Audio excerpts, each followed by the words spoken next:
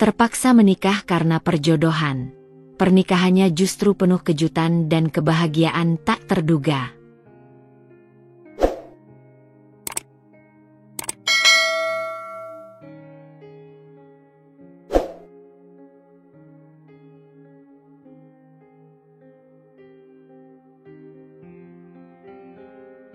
Hari itu, langit sore terlihat begitu kelabu, seakan mencerminkan perasaanku yang sedang tidak karuan. Aku baru saja pulang dari kantor. Tubuhku lelah setelah seharian bekerja sebagai desainer grafis di sebuah perusahaan kecil. Tas kerjaku yang berat terasa seperti beban tambahan di pundakku saat aku berjalan pelan menuju apartemenku di lantai 9. Ketika lift terbuka, aku sama sekali tidak menyangka akan melihat seseorang yang sudah 3 tahun tidak kulihat. Angga Pratama, mantan pacarku. Dia berdiri di depan pintu apartemenku dengan setangkai bunga mawar merah di tangan, mengenakan kemeja putih yang rapi dan senyum yang dulu selalu berhasil melelehkan hatiku. "Sekar," ucapnya lembut, seakan 3 tahun yang penuh luka di antara kita tidak pernah terjadi. Dadaku berdegup kencang. Tapi bukan karena bahagia. Kenangan pahit langsung membanjiri pikiranku. Aku masih ingat betul bagaimana dia menghancurkan hatiku dengan berselingkuh, lalu pergi begitu saja tanpa penjelasan. "Apa yang kamu lakukan di sini, Angga?" tanyaku dengan suara datar, berusaha menutupi getar di nadaku. Aku melihat matanya berbinar, seolah mengharapkanku langsung memeluknya. "Aku ingin meminta maaf, Sekar. Selama ini, aku tidak pernah berhenti memikirkanmu." Aku hampir tertawa getir mendengar itu. "Maaf? Setelah 3 tahun menghilang? Kamu pikir aku masih bodoh seperti dulu?" Angga menghela napas, lalu tiba-tiba mendekat. Aku menahan diri untuk tidak mundur, tidak ingin terlihat lemah di depannya. "Aku tahu aku bersalah, Sekar. Tapi izinkan aku memperbaiki semuanya. Aku ingin kita mulai lagi." "Tidak mungkin," potongku tajam. "Aku sudah move on. Hidupku baik-baik saja tanpamu." Saat aku berbalik untuk membuka pintu, tangannya tiba-tiba memegang lenganku dengan kuat. Senyum manisnya lenyap, digantikan oleh raut wajah yang dingin dan asing. "Kamu yakin tidak mau mempertimbangkannya?" bisiknya perlahan, tapi nada suaranya membuat bulu kuduku merinding. Aku mencoba melepaskan genggamannya. "Sudah jelas, Angga. Pergi saja." Dia tidak bergeming. Justru, dia semakin mendekat, hingga napasnya menghangatkan telingaku. "Kalau kamu tidak mau, aku akan membongkar semua aib keluargamu. Aku tahu segalanya. Tentang ayahmu yang pernah dipenjara karena korupsi, ibumu yang pernah." "Diam!" teriakku. Suaraku pecah karena emosi. Jantungku berdebar kencang, seperti ingin keluar dari dada. Bagaimana dia berani? Tapi Angga hanya tersenyum. Senyum yang membuatku merasa kecil dan terjebak. "Pilihan ada di tanganmu, Sekar. Nikahiku dengan baik-baik, atau seluruh kota akan tahu betapa bobroknya keluargamu." Aku terdiam, lututku terasa lemas. Ayahku memang pernah terlibat kasus korupsi 10 tahun lalu, dan itu adalah masa paling memalukan bagi keluarga kami. Ibuku hampir depresi karena dicemooh tetangga. Jika Angga benar-benar membongkar semuanya lagi, aku menatapnya dengan mata berkaca-kaca. "Kau benar-benar monster." Dia mengangkat bahu, tidak peduli. Cinta membuat orang melakukan segalanya, sayang. Dan di saat itu, aku menyadari satu hal. Hidupku tidak akan pernah sama lagi. Malam itu, aku duduk terpaku di tepi tempat tidurku. Tangan masih gemetar memegang ponsel yang baru saja kumatikan. Kata-kata Angga masih bergema di kepalaku, menusuk-nusuk seperti pisau yang sengaja diputar pelan dalam luka lama. "Aku akan membongkar semua aib keluargamu." Aku menarik napas dalam-dalam, mencoba menenangkan diri, tapi udara di kamar terasa begitu pengap. Kubuka jendela lebar-lebar, mengharapkan angin malam bisa menyapu bersih kekacauan dalam pikiranku. Namun yang kudapat malah bau busuk dari tempat sampah di lorong apartemen. Ironisnya cocok dengan perasaanku saat ini. Mataku tertuju pada foto keluarga di mejaku. Ada ayah, ibu, dan adik laki-lakiku yang masih kuliah. Mereka semua tersenyum bahagia dalam bingkai kayu itu, tidak menyadari bahwa bayang-bayang masa lalu yang sudah kami kubur selama bertahun-tahun tiba-tiba hendak dibongkar oleh seseorang yang dulu pernah kukasihi. Aku masih ingat betul bagaimana ayahku, seorang pegawai bank terhormat, jatuh dari kursi roda kesuksesannya karena kasus korupsi kecil-kecilan itu. Waktu itu aku masih SMA. Aku harus pindah sekolah karena bullying. Dan ibu sampai harus menjual perhiasan kesayangannya untuk membayar utang-utang hukum. Sekar, makan malam sudah siap. Suara ibu dari dapur menyentak lamunanku. Sebentar, Bu. Jawabku sambil buru-buru mengusap air mata yang tak kusadari sudah mengalir. Aku menatap wajahku di cermin. Mata yang bengkak, bibir yang kering karena terus digigit, dan garis-garis kelelahan yang mulai jelas terlihat di wajah 27 tahunku ini. Haruskah aku menyerah pada ancamannya? Tiba-tiba ponselku bergetar. Sebuah pesan masuk dari nomor tak dikenal. Tapi aku langsung tahu itu Angga. Isinya sebuah foto scan dokumen pengadilan lama dengan nama ayahku tercetak jelas di atasnya. Di bawahnya ada tulisan, "Besok aku mau jawabanmu. Ini baru contoh kecil, sayang."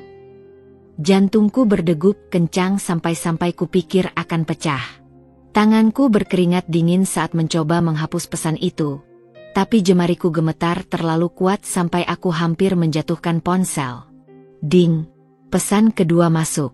Kali ini sebuah foto ibu muda yang sedang duduk di sebuah kafe dengan seorang pria yang bukan ayahku. Kamu tahu siapa ini? Ibumu ternyata. Aku segera mematikan ponselku sebelum pesan itu selesai terbaca. Nafasku tersengal-sengal seperti baru lari maraton. Aku tidak tahu dari mana Angga mendapatkan semua ini, tapi satu yang pasti, dia serius dengan ancamannya. Perutku mual. Aku bergegas ke kamar mandi dan muntah. Isi perutku keluar semua seolah ikut protes terhadap kekacauan yang sedang terjadi. Air mataku bercampur dengan keringat dingin yang mengalir di pelipisku. Sekar, kamu baik-baik saja? Ibu mengetuk pintu kamar mandi dengan suara khawatir. Aku baik-baik saja, Bu. Cuma masuk angin. Jawabku sambil berusaha menormalkan suara yang serak karena muntah. Aku membasuh wajahku dengan air dingin, menatap wajah pucat di cermin. Apa yang harus kulakukan? Jika aku menolak Angga, seluruh kehidupan keluargaku akan hancur. Tapi jika aku menerimanya, aku harus hidup dengan seorang manipulator yang jelas-jelas hanya menginginkanku untuk alasan yang tidak aku tahu. Kembali ke kamar, kuambil laptop dan mencoba mencari informasi tentang Angga selama 3 tahun terakhir. Sosial medianya tampak normal, foto-foto traveling, makan di restoran mewah, seolah hidupnya sempurna. Tapi ada sesuatu yang mengganjal. Di salah satu fotonya di Bali, ada seorang pria yang selalu muncul di sampingnya. Wajahnya kukenali sebagai Doni, teman SMA Angga yang dulu dikenal sebagai pengedar narkoba ringan. Dan di latar belakang beberapa fotonya, sering terlihat bungkus-bungkus kecil berwarna putih yang terselip sembunyi. Aku menyipitkan mata. Apakah Angga terlibat sesuatu yang ilegal? Tiba-tiba, ponselku yang sudah kumatikan tadi bergetar lagi. Kulihat dari lampu indikator yang berkedip. Aku tidak berani menyalakannya. Sebaliknya, kusimpan ponsel itu di laci paling bawah dan menguburnya di bawah tumpukan pakaian. Malam itu, aku tidak bisa tidur. Setiap kali memejamkan mata, yang terbayang adalah wajah Angga yang dingin dan ancamannya yang seperti pedang di atas leherku. Di luar jendela, hujan mulai turun, tetesan airnya menempel di kaca seperti air mataku yang tak henti mengalir. Aku menatap langit-langit kamar, memikirkan pilihan-pilihan yang sama buruknya di depanku. Dan ketika akhirnya kantuk menyerang menjelang subuh, satu hal yang aku tahu, besok akan menjadi hari di mana aku harus membuat keputusan yang akan mengubah hidupku selamanya. Pagi itu, sinar matahari yang menyelinap melalui celah tirai kamarku terasa seperti pisau yang menusuk-nusuk kepalaku yang sudah berdenyut sejak bangun tidur. Aku bahkan tidak yakin apakah sempat tertidur sama sekali. Tubuhku terasa berat seperti dipenuhi batu. Setiap gerakan membutuhkan usaha yang luar biasa. Ketika kubuka ponsel yang semalam kumatikan, deretan notifikasi langsung membanjiri layar. 10 pesan dari Angga, 3 panggilan tak terjawab, dan sebuah foto terakhir yang membuat darahku membeku. Dokumen pengadilan lengkap dengan cap pengadilan negeri dan tanda tangan ayahku yang jelas-jelas terlihat. Jam 12 siang di kafe dekat kantormu. Jangan bikin aku menunggu. Pesan terakhir itu disertai emotikon senyum. Seolah ini semua hanyalah permainan biasa baginya. Aku menatap layar sampai huruf-hurufnya mulai buram karena air mata yang menumpuk di mataku. Di meja makan, ibu sudah menyiapkan sarapan favoritku, nasi goreng dengan telur mata sapi. Aroma bawang putih yang biasanya menggugah selera makan sekarang justru membuat perutku mual lagi. Kamu kelihatan lemas sekali, Nak. Ibu meletakkan tangan dinginnya di dahiku. Panas? Mau ibu buatin jamu? Aku menggeleng cepat. Takut suaraku akan pecah jika berbicara lebih dari satu kata. Aku baik-baik saja, Bu. Cuma kurang tidur aja. Ayah yang sedang membaca koran di seberang meja menatapku dengan tatapan yang tiba-tiba membuatku merasa sangat bersalah. Sekar, kamu yakin gak ada masalah? Kamu dari kemarin kelihatannya aneh. Beneran gak apa-apa? Yah, aku memaksakan senyum sambil bermain-main dengan nasi goreng di piringku. Cuma deadline kerjaan aja. Tapi ayahku, seorang yang dulu bekerja di pengadilan sebelum kasusnya, memiliki naluri yang tajam. Matanya menyipit ketika melihat ponsel yang kugenggam erat. Ada orang yang mengancam kamu. Sendok di tanganku jatuh berdentang ke piring. Enggak. Kenapa ayah berpikir begitu? Ruangan tiba-tiba terasa sangat sempit. Ibu berhenti mengaduk tehnya. Adikku yang biasanya asyik dengan ponselnya sekarang menatapku penuh pertanyaan. Aku bisa mendengar detak jantungku sendiri yang berdebar kencang. Ayah meletakkan korannya perlahan. Ayah dulu kerja di pengadilan. Ingat? Ayah bisa tahu ketika seseorang sedang ketakutan. Air mata yang kutahan sejak tadi pagi akhirnya meluap. Tapi sebelum sempat keluar, aku sudah berdiri mendorong kursi. Aku harus berangkat. Kantor aku pagi ini ada meeting penting. Aku lari ke kamar, mengambil tas kerja dan langsung menyetir ke kantor dengan pikiran yang kacau balau. Di tengah jalan, hujan mulai turun lagi. Tetapi aku tidak peduli untuk menyalakan wiper. Biarlah air hujan itu mengaburkan pandanganku, mengaburkan air mata yang terus mengalir. Kafe tempat kami janji bertemu adalah tempat yang biasa kudatangi untuk meeting klien. Tempat yang seharusnya nyaman, tapi sekarang terasa seperti ruang interogasi. Aku datang 30 menit lebih awal, memilih kursi di sudut paling belakang dekat pintu darurat, seandainya aku perlu kabur. Ketika Angga muncul tepat pukul 12 dengan setelan jas abu-abu dan senyum percaya diri, rasanya seperti melihat ular yang melingkar siap menerkam. Dia bahkan membawa bunga lagi, sekarang buket kecil berwarna putih. Aku tahu kamu akan datang, katanya sambil duduk di depanku dengan elegan, seolah kita hanya dua mantan yang bertemu untuk berbaikan. Apa yang sebenarnya kamu inginkan, Angga? Suaraku lebih tajam dari yang kurencanakan. Kamu tahu aku tidak mencintaimu lagi. Ini semua hanya paksaan.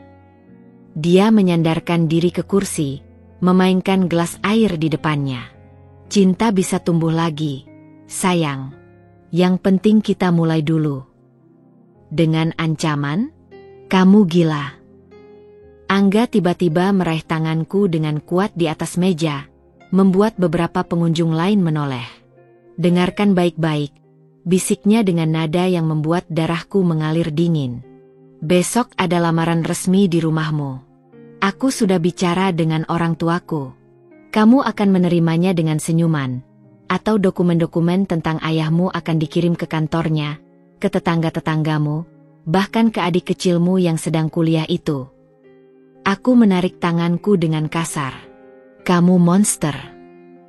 Tapi dia hanya tertawa, lalu meletakkan amplop coklat tebal di atas meja.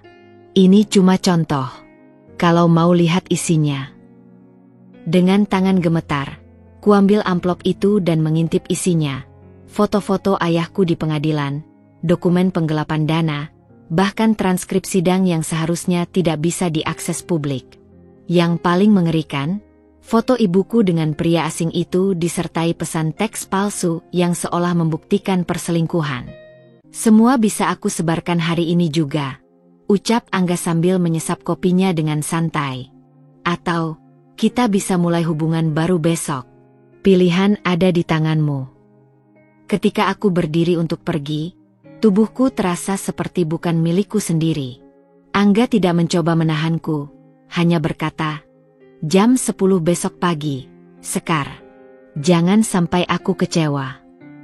Sepanjang perjalanan kembali ke kantor, dunia di sekelilingku terasa tidak nyata. Suara klakson mobil, teriakan pedagang kaki lima, bahkan hujan yang mulai reda, semuanya seperti teredam. Yang kudengar hanyalah suara ancaman Angga yang terus berulang di kepalaku. Di depan lift kantor, aku melihat refleksi diriku di kaca. Wanita dengan mata kosong dan baju basah karena hujan, memegang erat amplop coklat yang berisi ancaman untuk menghancurkan semua orang yang kucintai. Dan saat lift terbuka, aku sudah membuat keputusan. Malam itu, udara terasa begitu berat ketika aku berdiri di depan lemari pakaianku. Menatap semua gaun yang tergantung rapi seolah mereka adalah pilihan hidup yang sudah tidak lagi kumiliki. Tanganku mengelus bahan sutra gaun merah muda yang ibu belikan untuk ulang tahunku tahun lalu. Warna yang dulu sangat kubenci karena terlalu mencolok, tapi sekarang justru terasa cocok untuk menyembunyikan kehancuran di dalam diriku. Sekar, kamu sudah siap? Mereka akan datang sejam lagi. Teriak ibu dari bawah tangga. Suaranya penuh antusiasme yang membuat perutku mual. Aku menatap wajahku di cermin. Pipiku sudah kutepek bedak tebal untuk menutupi lingkaran hitam akibat semalaman menangis. Bibirku kugincu dengan warna koral yang cerah, persis seperti yang dulu sering dipuji Angga.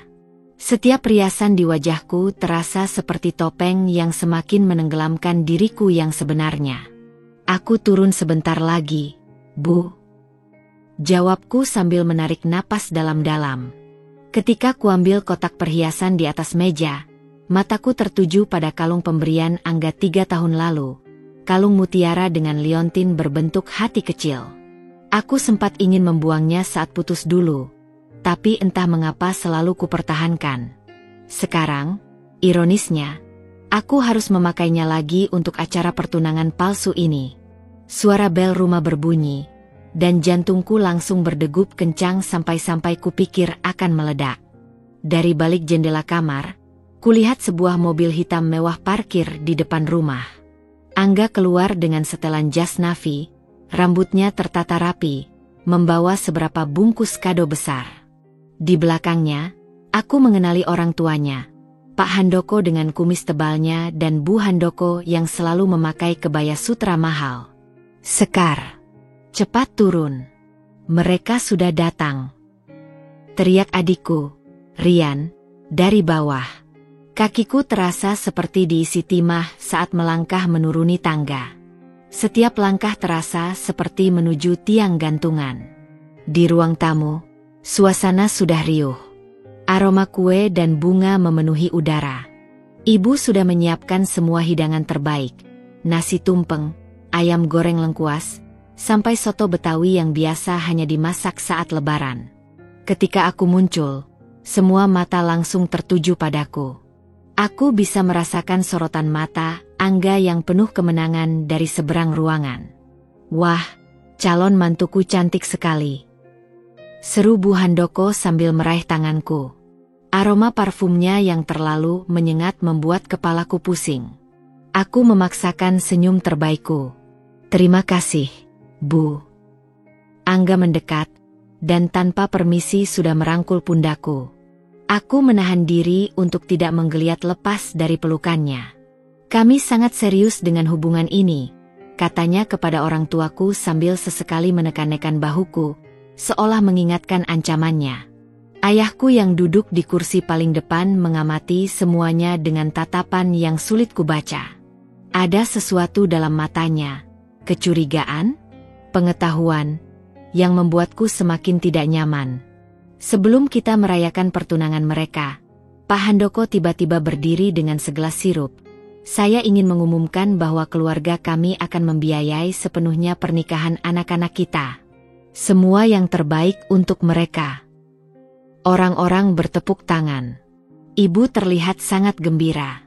Tapi aku hanya bisa menatap piring di hadapanku, mencoba menahan air mata yang hendak jatuh.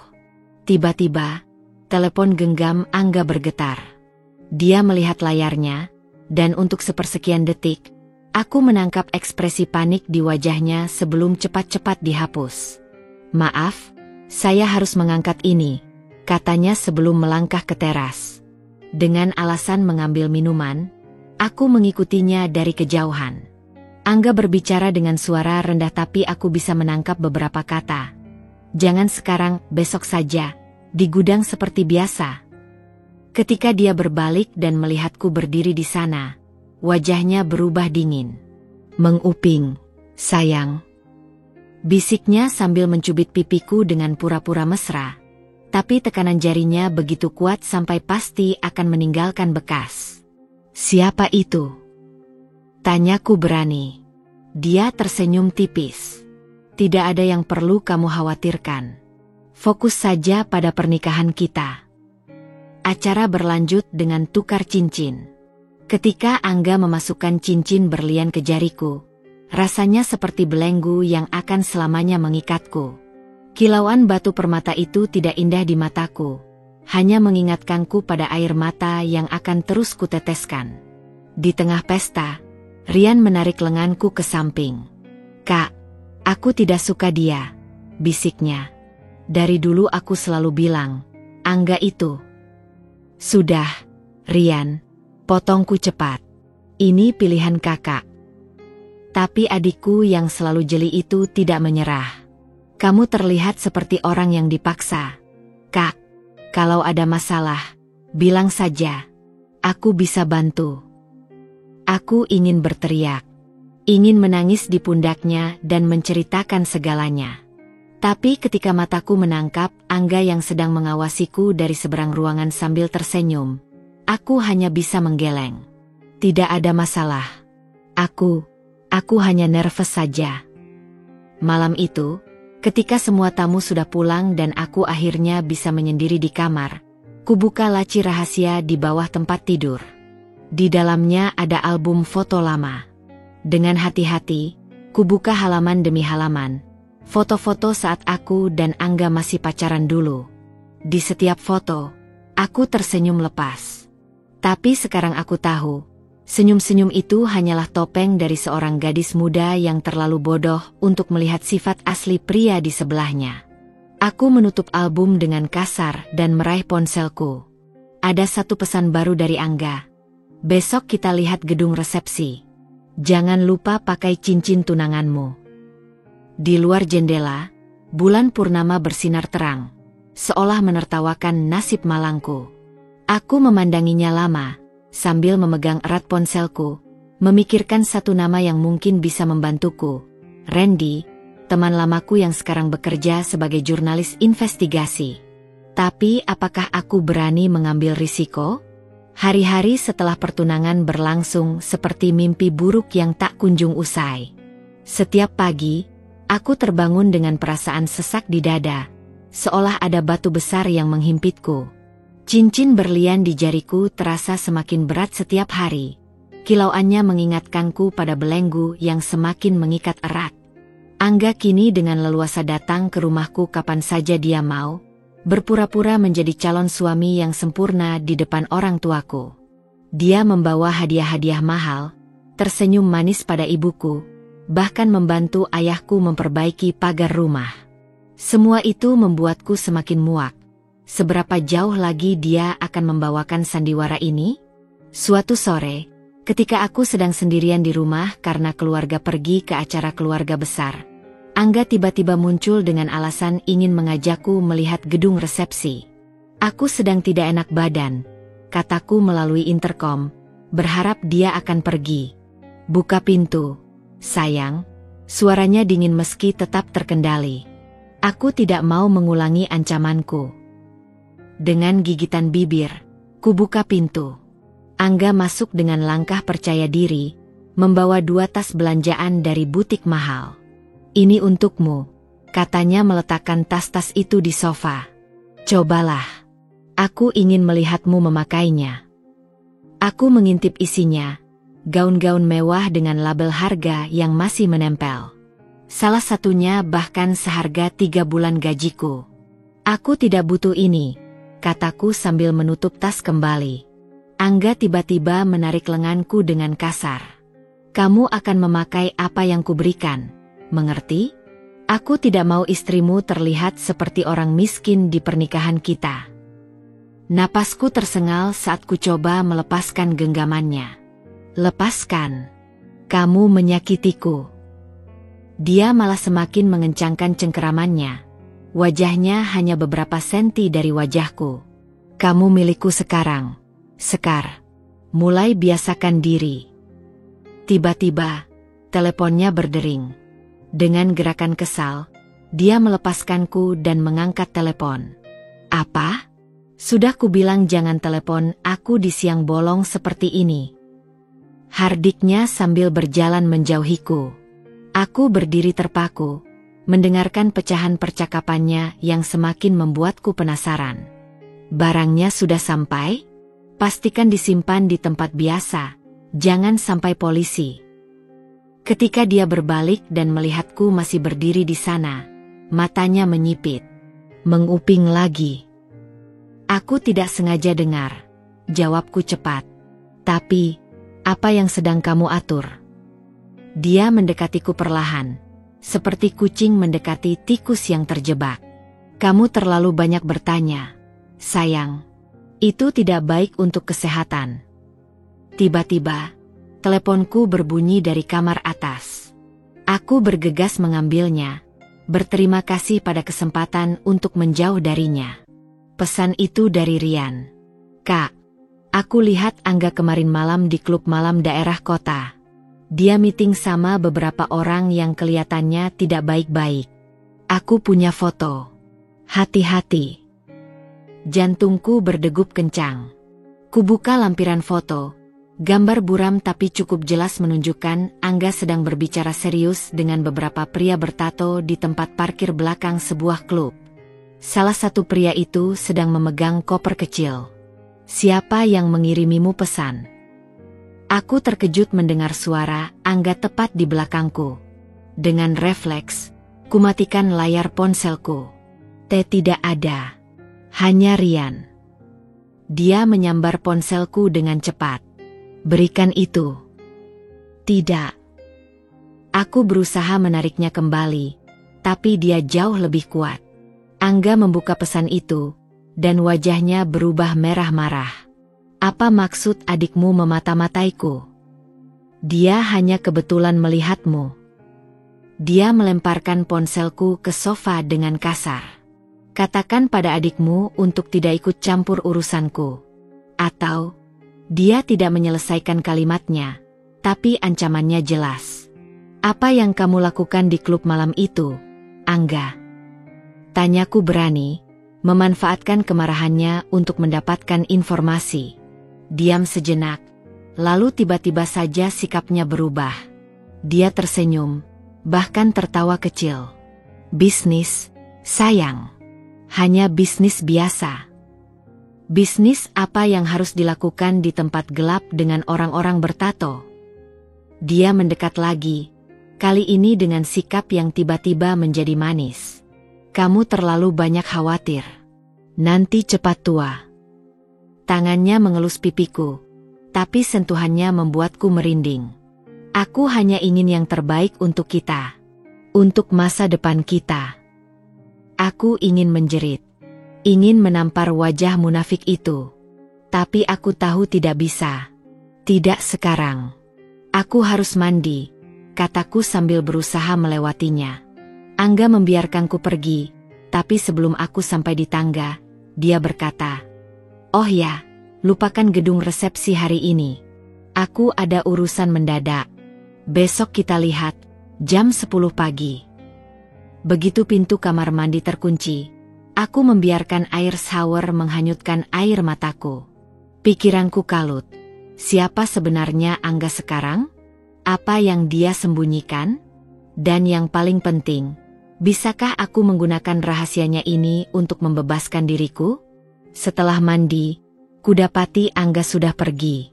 Di meja makan, ada secari kertas. Urusan bisnis. Jangan tunggu aku makan malam. Pakailah gaun yang kubelikan. Aku ingin melihat fotomu memakainya. Aku meremas kertas itu dengan gemas. Di sudut ruangan, tas-tas belanjaan mahal itu teronggok seperti mayat dalam peti mati. Malam itu, ketika rumah sudah sepi, kuambil ponselku dan membuka kembali foto dari Rian. Dengan hati-hati, kuperbesar gambarnya. Di tangan pria bertato itu, aku yakin, ada plastik kecil berisi bubuk putih. Jantungku berdegup kencang. Aku mulai menyusun rencana. Hari-hari berikutnya terasa seperti berjalan di atas lapisan es tipis. Setiap langkah bisa membuatku jatuh ke dalam air dingin yang menghanyutkan. Foto yang dikirim Rian terus menghantuiku. Muncul dalam mimpiku sebagai bayangan buram yang selalu berakhir dengan Angga menikamku dari belakang. Aku memutuskan untuk menyelidiki sendiri. Suatu pagi, ketika Angga mengira aku sedang bekerja, aku menyelinap ke apartemennya dengan alasan ingin mengambil beberapa barang yang katanya dipersiapkan untuk pernikahan.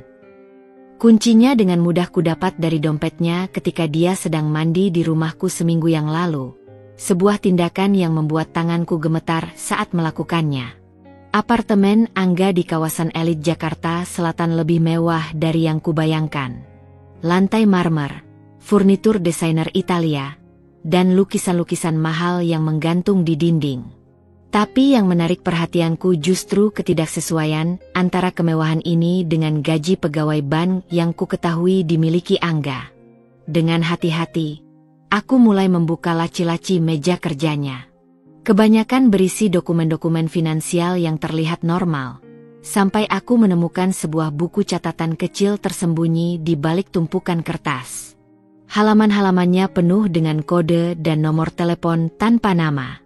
Tapi yang membuat darahku membeku adalah catatan di halaman terakhir. Pengiriman 15 kg, gudang C, bayar via rekening offshore, kontak si Jangkung. Tanganku gemetar memegang buku itu. 15 kg? Itu jumlah yang sangat besar untuk apa sebenarnya? Tiba-tiba, suara kunci berputar di pintu depan. Dadaku seakan berhenti berdetak. Dengan gerakan panik, kulempar buku itu kembali ke laci dan menyelinap ke balik tirai tebal di dekat balkon. Aku bilang jam 3, bukan jam 4. Suara Angga yang marah menggema di ruangan. Kalau barangnya sampai telat lagi, deal kita selesai. Dari celah tirai, kulihat Angga berjalan mondar-mandir sambil berbicara di telepon.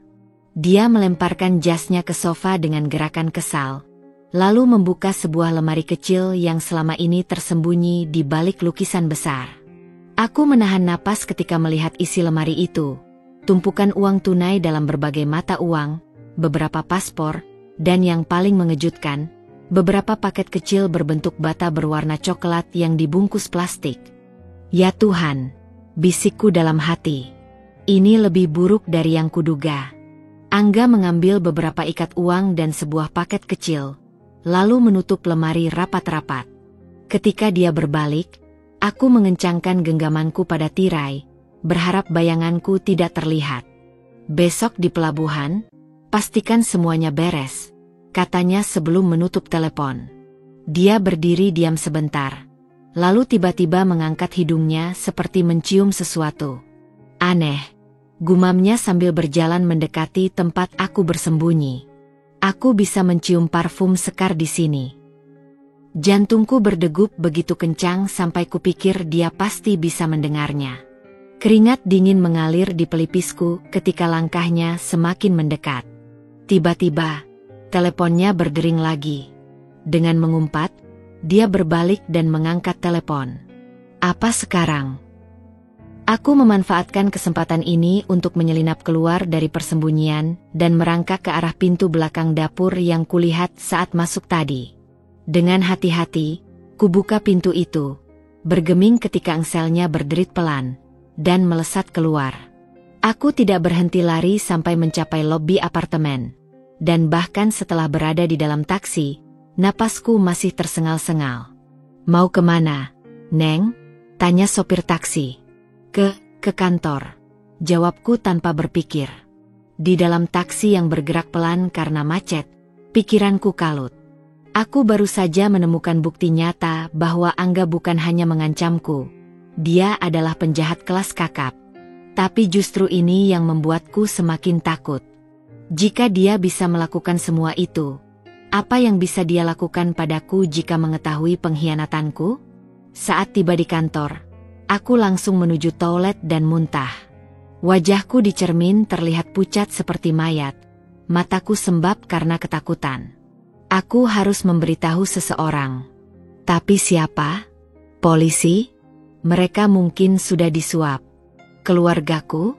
Itu akan membahayakan mereka. Tiba-tiba, ponselku bergetar. Pesan dari Angga. Sayang, tadi aku pulang ke apartemen dan merasa ada yang aneh. Kamu tidak kebetulan main ke sana, kan? Tangan yang memegang ponsel gemetar tak terkendali. Dia mengetahuinya. Dia pasti mengetahuinya. Aku menatap layar ponsel yang menunggu jawabanku, sambil memikirkan buku catatan, uang tunai, dan paket-paket mencurigakan di apartemennya. Dengan napas berat, ku ketik balasan. Tidak, aku di kantor seharian. Mungkin pembantumu yang bersih-bersih. Balasan datang hampir langsung. Aku tidak punya pembantu, sayang. Tapi tidak apa-apa. Aku percaya padamu. Ingat, besok jam 10 lihat gedung resepsi. Jangan telat. Pesan itu seolah berakhir dengan ancaman yang tidak terucap. Aku menatapnya lama, menyadari bahwa sekarang tidak hanya aib keluargaku yang dipertaruhkan, tapi nyawaku sendiri. Di sudut kecil pikiranku, sebuah rencana mulai terbentuk. Jika Angga bisa mengancamku dengan rahasia, mengapa aku tidak bisa melakukan hal yang sama?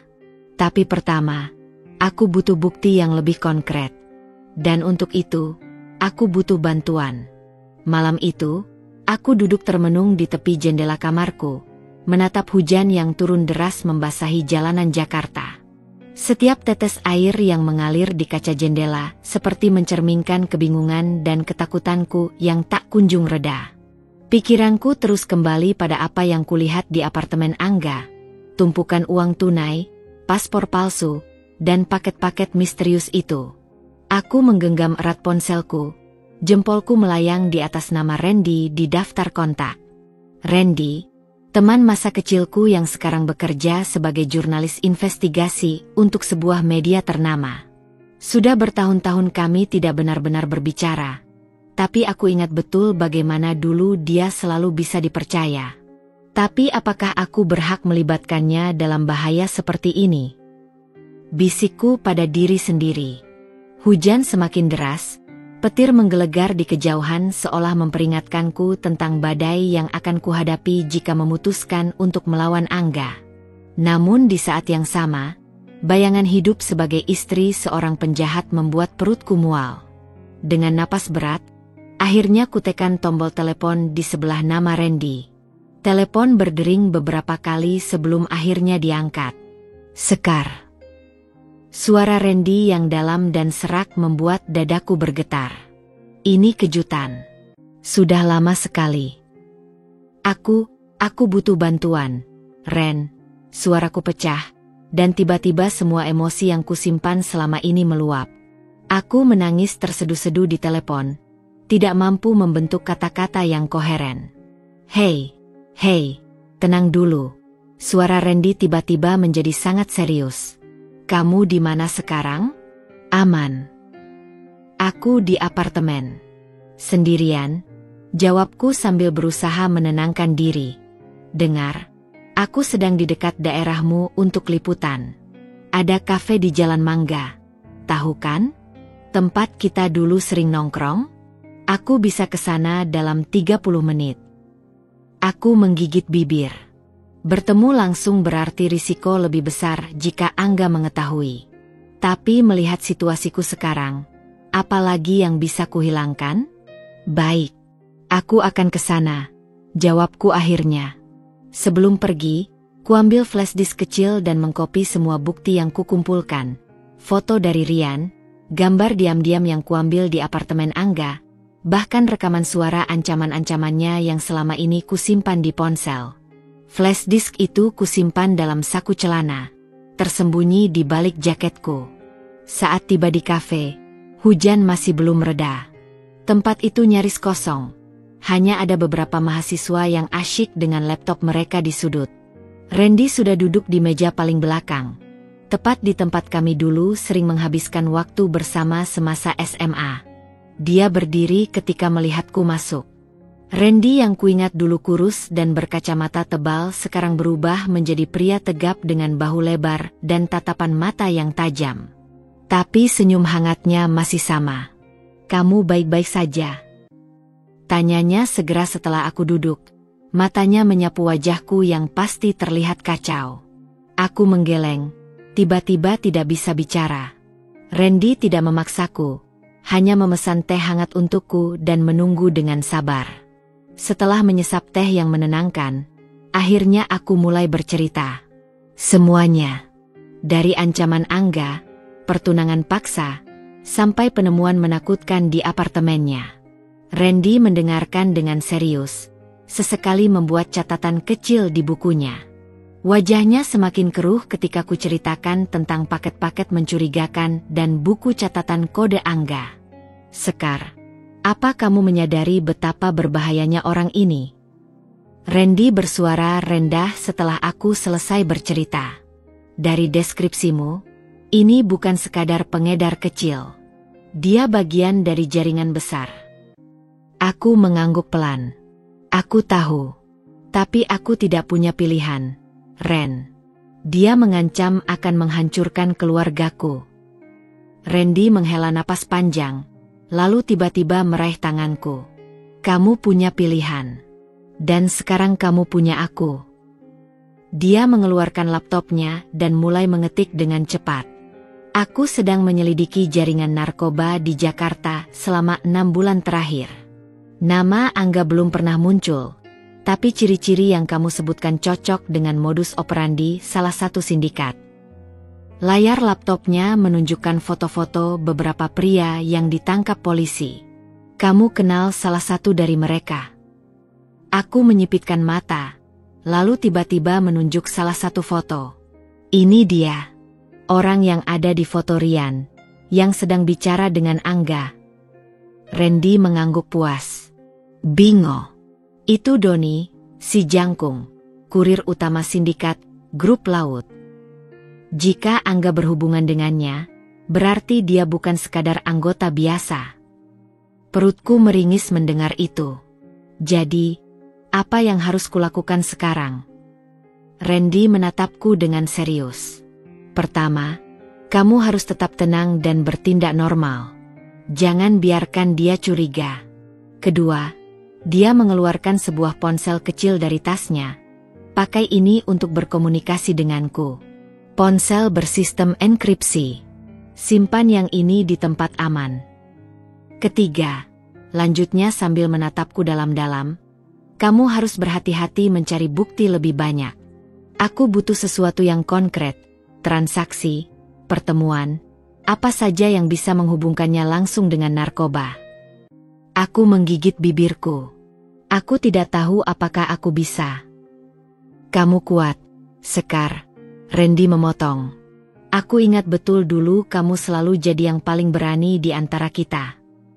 Ponselku tiba-tiba bergetar, membuat kami berdua kaget. Pesan dari Angga. Sayang, besok pagi aku harus ke pelabuhan. Urusan bisnis. Kita lihat gedung resepsi siang saja ya. Jam 2. Aku menunjukkan pesan itu pada Randy yang langsung bersemangat. Pelabuhan? Ini kesempatan emas. Bisiknya. Grup laut biasa beroperasi di pelabuhan Kali Baru. Aku akan mengikutinya besok, tapi aku butuh kamu untuk membuatnya lengah. Bagaimana caranya? Randy berpikir sejenak. Telepon dia nanti malam. Katakan kamu khawatir dengan keselamatannya. Pura-pura sangat peduli. Buat dia merasa kamu sudah sepenuhnya berada di sisinya.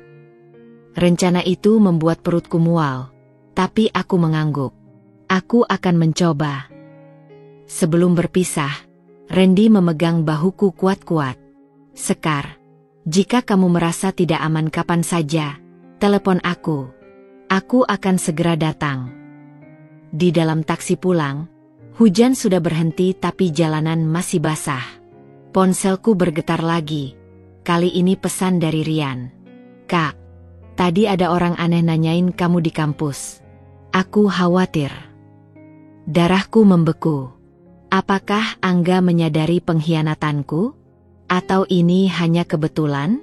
Ketika taksi melewati sebuah mall, kulihat wajah Angga di baliho besar, sebagai sponsor suatu acara amal. Pria yang sama yang menyimpan paket-paket mencurigakan di apartemennya, sekarang tersenyum manis seolah seorang filantropis. Sesampainya di rumah, kusimpan ponsel rahasia dari Randy di balik lemari pakaianku, tersembunyi di balik tumpukan baju. Kemudian, dengan tangan gemetar, kuangkat telepon dan memanggil Angga. Sayang, suaraku sengaja kubuat lembut. Aku dapat pesanmu tentang pelabuhan besok. Hati-hati ya, aku khawatir. Oh. Suara Angga terdengar terkejut tapi senang. Kamu tidak biasanya seperti ini. Aku mulai menyadari bahwa kamu benar. Kita memang ditakdirkan bersama. Aku memaksakan kata-kata itu keluar, sambil menekan rasa mual yang muncul. Angga tertawa puas. Akhirnya kamu mengerti. Jangan khawatir, sayang. Besok aku hanya ada meeting singkat dengan klien. Kamu siap jam 2 ya? Siap, sayang. Jawabku, menahan isakan. Begitu telepon berakhir, aku terjatuh di lantai kamar. Tubuhku gemetar tak terkendali. Air mata mengalir deras di pipiku.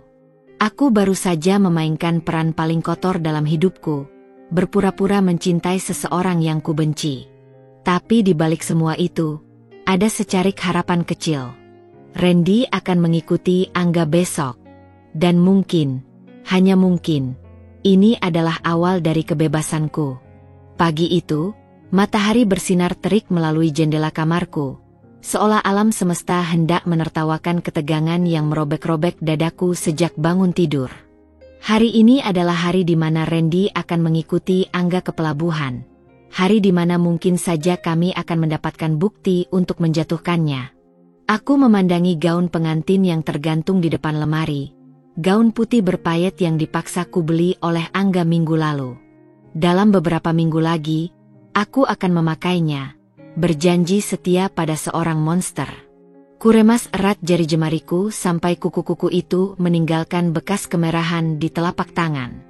Tidak, aku tidak akan sampai di sana, bisikku pada diri sendiri sambil mengenakan jeans dan kaos hitam sederhana. Hari ini aku harus menjadi aktris terbaik dalam hidupku.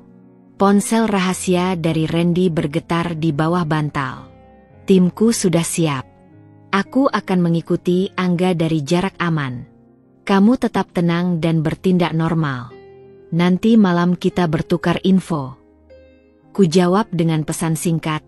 Hati-hati. Dia sangat berbahaya. Saat aku sedang menyiapkan sarapan, ponsel biasaku berdering. Angga. Sayang. Aku sedang menuju pelabuhan. Jangan lupa jam 2 nanti. Suaranya riang, seolah dia hanya seorang pengusaha biasa yang hendak meeting rutin. Iya, aku ingat. Hati-hati di jalan ya. Jawabku, berusaha membuat suaraku terdengar manis. Oh, dan Sekar.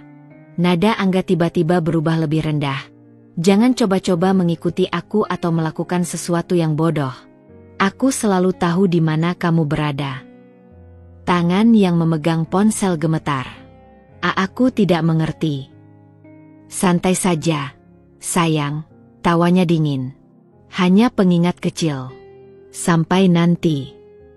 Telepon terputus, meninggalkan aku dengan rasa mual yang tak tertahankan. Apakah dia tahu tentang rencanaku? Atau ini hanya cara Angga untuk selalu membuatku takut? Sepanjang pagi, aku mencoba bersikap normal di depan keluarga. Ibu sedang sibuk mempersiapkan kue-kue untuk acara pertunangan besok, sementara ayahku asyik membaca koran di teras. Hanya Rian yang sesekali melirikku dengan tatapan penuh pertanyaan. "Kak, kamu baik-baik saja?" Tanyanya saat kami sedang menyortir peralatan makan di dapur. "Ya, kenapa? Kamu dari tadi salah taruh sendok." Yang garpu malah masuk ke laci sendok.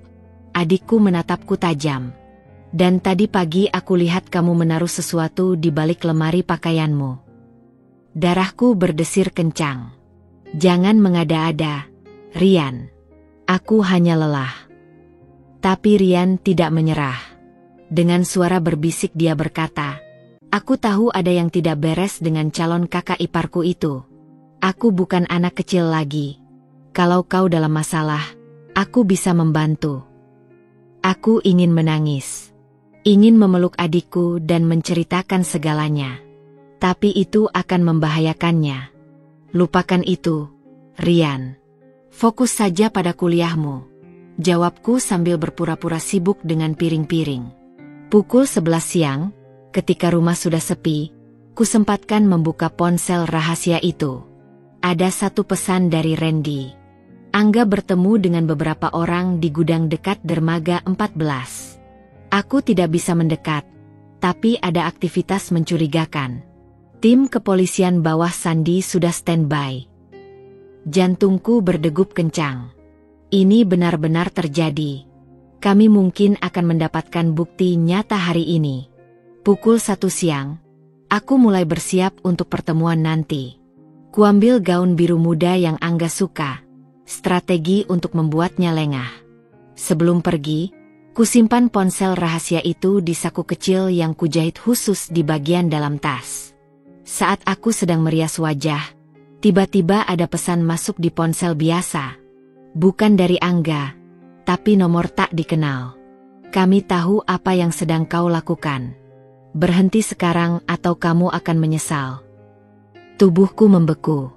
Siapa ini? Bagaimana mereka tahu? Aku segera menghubungi Randy melalui ponsel rahasia. Aku dapat ancaman dari nomor tak dikenal. Ku ketik dengan gemetar. Balasannya cepat. "Jangan panik. Mungkin hanya kebetulan. Tetap tenang dan lanjutkan rencanamu. Aku mengawasimu dari jauh." Dengan napas berat, kulepaskan pesan itu.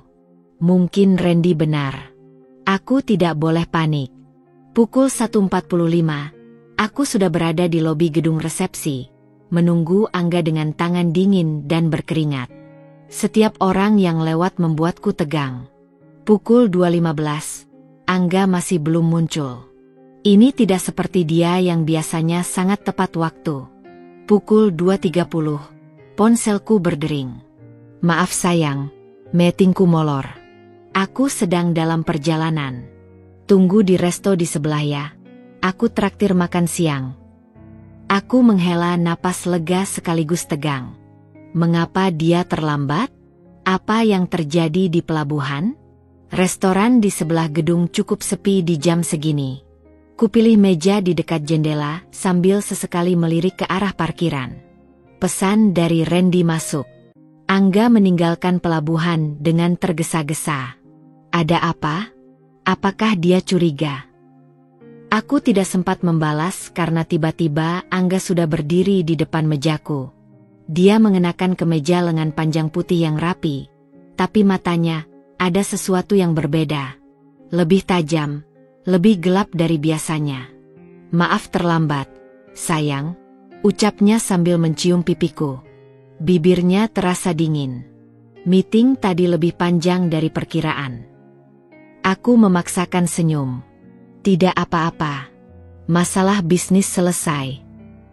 Dia menatapku lama sebelum menjawab, "Oh, selesai. Dan aku dapat pencerahan menarik."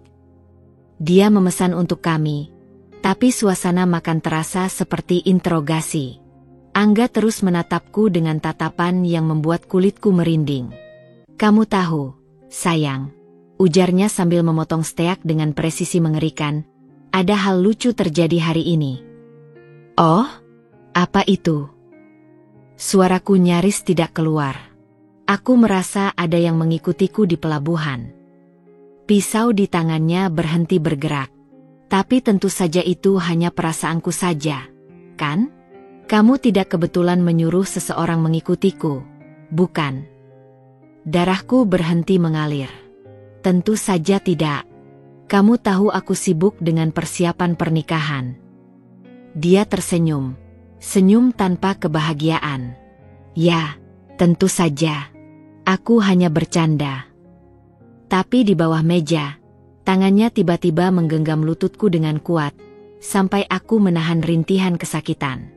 Karena kalau ada yang berani mengkhianatiku, Sekar sayang, mereka akan sangat menyesal. Dia melepaskan genggamannya tiba-tiba, lalu kembali makan dengan santai seolah tidak terjadi apa-apa. Aku tidak bisa menelan sesuap pun setelah itu. Ketika kami akhirnya melihat gedung resepsi, pikiranku tidak fokus. Semua penjelasan manajernya masuk kuping kiri keluar kanan. Yang bisa kupikirkan hanya, apakah Angga tahu? Apakah Randy baik-baik saja?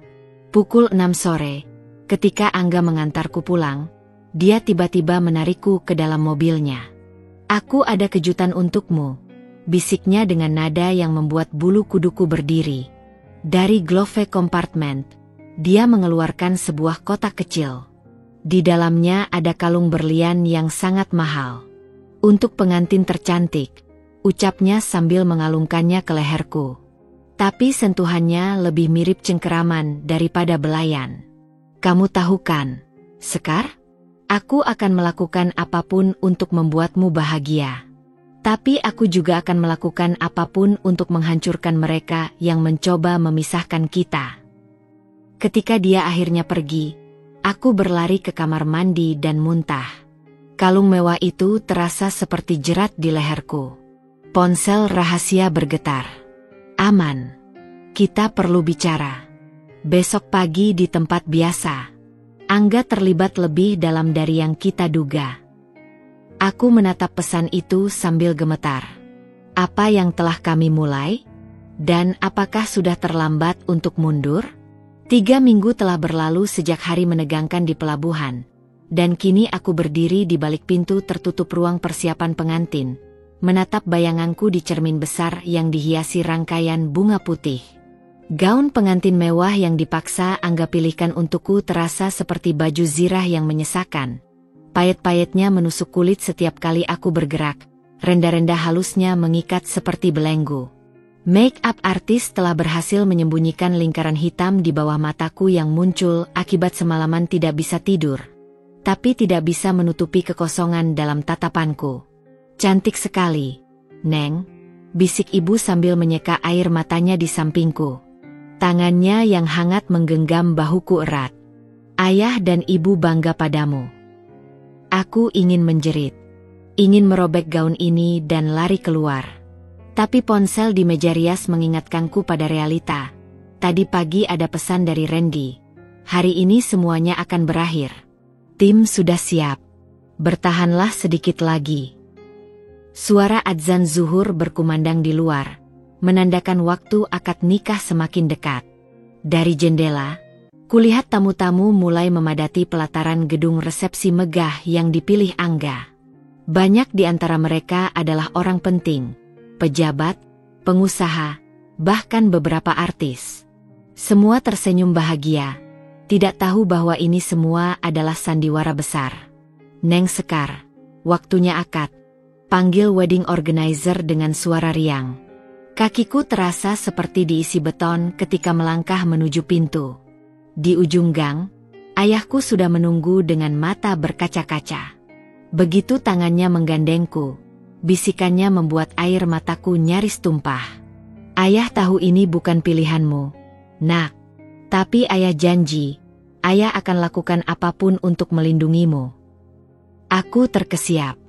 Selama ini ayahku tahu? Sebelum sempat bertanya, musik sudah dimulai dan pintu dibuka. Sorotan lampu langsung menyilaukan mataku. Pelaminan di ujung gang terlihat seperti sesuatu dari mimpi. Hiasan bunga segar berkilauan di bawah lampu kristal, karpet merah membentang sempurna, dan di sana, di ujung jalan itu, Angga berdiri dengan setelan jas putihnya, tersenyum penuh kemenangan. Setiap langkahku mendekatinya terasa seperti berjalan menuju tiang gantungan. Tanganku gemetar menggenggam tangan ayah. Dari kejauhan, kulihat Rian duduk di bangku paling depan dengan wajah muram. Di sebelahnya, seorang pria dengan kacamata hitam. Apakah itu Randy? Ketika akhirnya aku sampai di depan Angga, dia mengambil tanganku dari ayahku. Senyumnya lebar, tapi matanya dingin seperti es. Akhirnya kamu sepenuhnya milikku, bisiknya hanya untuk kudengar, sambil jarinya menekan pergelangan tanganku dengan keras. Imam mulai membacakan khutbah nikah, tapi kata-katanya terdengar jauh, seperti teredam air. Pikiranku melayang pada apa yang Randy rencanakan. Apakah dia benar-benar bisa menghentikan ini? Atau aku sudah terjebak selamanya? Tiba-tiba, ada keributan di pintu belakang. Beberapa tamu menengok ke arah suara. Angga mengerutkan kening, tangannya semakin mengencangkan cengkeraman padaku. Apa itu? Bisiknya pada salah satu pengawalnya yang langsung bergegas memeriksa. Imam terus melanjutkan, sampai tiba-tiba pintu utama terbuka lebar. Suara riuh tamu-tamu langsung terhenti. Mohon maaf mengganggu acara. Suara itu membuat semua orang, termasuk Angga, berbalik. 4 orang berpakaian preman tapi dengan sikap resmi berdiri di pintu. Salah satu dari mereka mengeluarkan badge. Kami dari Direktorat Narkoba Polda Metro Jaya. Angga Pratama, Anda ditangkap atas tuduhan penyalahgunaan dan pengedaran narkotika golongan 1. Ruangan langsung gempar. Flash kamera berkedip-kedip. Ibu terlihat pucat dan hampir pingsan. Ini salah paham, teriak Angga. Wajahnya yang biasanya tampan sekarang memerah marah. Siapa yang berani mengacaukan hari pernikahanku? Polisi itu tidak tergoyahkan. Kami memiliki bukti kuat. Termasuk rekaman Anda menerima paket di Pelabuhan Kalibaru 3 minggu lalu, dan transaksi transfer ke rekening offshore. Aku berdiri kaku, tidak percaya dengan apa yang terjadi. Ini benar-benar terjadi? Randy berhasil? Ketika polisi mulai mendekat, Angga tiba-tiba menarikku brutal ke depan, menjadikanku perisai. Mundur, atau aku celakai dia. Teriaknya sambil mengeluarkan sesuatu dari saku jasnya, sebuah pisau kecil yang berkilat di bawah lampu. Tamu-tamu berteriak histeris. Beberapa berlarian keluar. Aku bisa merasakan pisau itu menekan leherku. Tangan Angga yang menggenggam lenganku terasa seperti besi panas. Angga, jangan, teriakku. Tapi dia hanya mendorong pisau itu lebih keras sampai aku merasakan sesuatu hangat mengalir di leherku. Diam. Ini semua salahmu. Raungnya di telingaku. Kau yang mengkhianatiku. Dunia seolah bergerak lambat. Kulihat ayahku berusaha mendekat tapi dihalangi polisi. Kulihat Randy. Ya, itu pasti Randy. Berbicara cepat dengan seorang polisi. Dan kemudian, brak. Suara ledakan keras mengguncang ruangan. Angga menjerit kesakitan ketika pisau jatuh dari tangannya yang sekarang berlumuran darah. Seorang polisi dengan senjata masih berasap berdiri di dekat pilar. Penembak jitu, bisikku dalam hati, tubuhku lunglai lemas. Dua polisi langsung menahan Angga yang menjerit-jerit seperti binatang terluka. Sekar, kau akan menyesal telah mengkhianatiku. Aku akan menghancurkanmu. Aku akan. Suaranya teredam ketika mereka membawanya keluar. Ruangan yang megah kini berantakan. Bunga-bunga terinjak-injak, kursi-kursi terbalik, dan aku masih berdiri di pelaminan, dengan gaun pengantin yang kini ternoda darah. Randy tiba-tiba muncul di sampingku, tangannya yang hangat memeluk bahuku. Sudah selesai, Sekar. Kau aman sekarang. Tapi mataku tertuju pada keluarga Angga yang berdiri di sudut dengan wajah pucat. Ibunya menatapku dengan kebencian mendalam. Ini semua ulahmu. Kau yang menghancurkan anakku. Teriaknya sebelum dipimpin keluar oleh keluarganya. Aku tahu ini belum benar-benar berakhir. Akan ada konsekuensi. Tapi ketika Randy membantuku turun dari pelaminan, dan kulihat ayah, ibu, serta Rian bergegas mendekatiku dengan air mata, aku tahu satu hal, aku bebas. Bebas dari ancaman. Bebas dari ketakutan. Bebas dari Angga. Suara kunci sel yang berderit membuatku terbangun dari lamunanku. Sudah 3 hari sejak acara pernikahan yang berubah menjadi penangkapan dramatis, dan kini aku duduk di sebuah ruang interogasi Polda Metro Jaya, menunggu detektif yang akan memintai keteranganku. Ruangan sempit ini berbau disinfektan dan kopi basi. Dindingnya yang dicat hijau pudar membuat suasana semakin suram. Ibu Sekar, kami siap untuk wawancara sekarang. Seorang polisi wanita dengan wajah lelah tapi ramah membukakan pintu. Kami punya banyak pertanyaan tentang Angga Pratama. Aku mengangguk pelan, menyeka telapak tangan yang berkeringat di kain rok. Sejak kejadian itu, tubuhku seperti terbagi dua. Satu sisi merasa lega sudah bebas. Sisi lain masih gemetar mengingat pisau yang nyaris mengakhiri hidupku. Ruangan interogasi ternyata lebih besar dari yang kubayangkan. Di sebelah meja besi yang ditempeli bekas cangkir kopi, duduk seorang detektif berbadan tegap dengan kumis lebat dan hatiku berhenti berdetak sejenak. Randy sedang duduk di sampingnya, memberikanku senyum kecil yang menenangkan. Ibu Sekar, saya Komisaris Wahyu. Detektif itu memperkenalkan diri. Dan sepertinya Anda sudah kenal dengan Pak Randy di sini. Randy mengangguk. Sekar adalah sumber informasi utama kami dalam kasus ini. Tanpa keberaniannya, jaringan ini mungkin masih beroperasi. Komisaris Wahyu membuka sebuah berkas tebal berisi foto-foto, gudang di pelabuhan, paket-paket narkoba yang disita, dan yang membuat perutku mual, foto Angga sedang bertransaksi dengan orang yang tak kukenal. Bisa Anda ceritakan bagaimana pertama kali mencurigai kegiatan suami Anda? Aku menarik napas dalam-dalam. Ceritaku mengalir perlahan. Dari ancaman pernikahan paksa, penemuan mencurigakan di apartemennya, sampai pengakuan tak sengaja tentang bisnisnya. Randy sesekali menambahkan detail investigasi yang mereka lakukan selama sebulan terakhir. Yang masih membingungkan kami, Komisaris Wahyu menggaruk dagunya, adalah bagaimana seorang eksekutif bank bisa terlibat dalam jaringan sebesar ini. Ternyata, dia membalik halaman berkas. Dia hanya kedok. Keluarganya sudah membangun bisnis haram ini selama 2 generasi. Foto yang dia tunjukkan berikutnya membuatku tercekat. Sebuah rumah besar dengan kolam renang berbentuk hati, persis seperti yang sering dibanggakan Angga sebagai rumah masa kecilnya. Tapi yang membuatku kaget adalah keterangan di bawahnya. Markas penyimpanan utama grup laut. Jadi selama ini, suaraku serak. Ya, Randy menyelesaikan kalimatku.